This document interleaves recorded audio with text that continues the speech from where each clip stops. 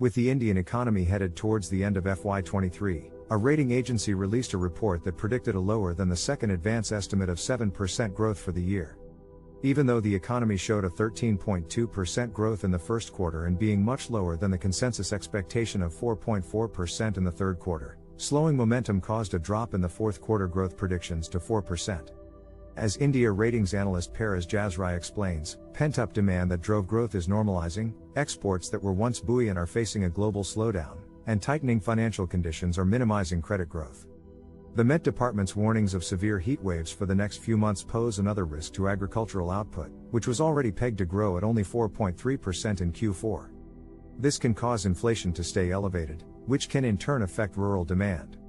Aside from the economic struggles, merchandise exports fell 6.6% to $32.91 billion in January, the second month of contraction.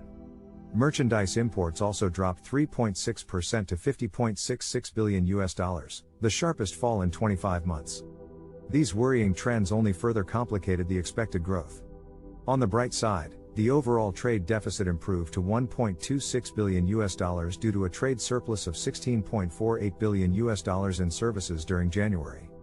Banking liquidity also dropped to a 4-month low of 0.43% of net demand and time liabilities in January. However, it shouldn't be a long-term concern. At the end of FY23, GDP growth could be lower than the anticipated 7%, with a compounded annual growth of 3.7% during the third quarter of FY2023. This growth rate is lower than that of the prior era, where the compound annual growth rate was at 5.4% in Q3 FY17-20. Though there is uncertainty surrounding the Indian economy, especially with the warmer temperatures in the north, there are also reasons to be optimistic. Despite the decline in exports and merchandise imports, the trade deficit improved.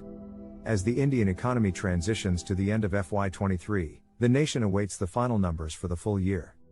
Before the final calculations, India Ratings predicts a fourth quarter GDP of 4% and the possibility of an overall growth lower than 7%.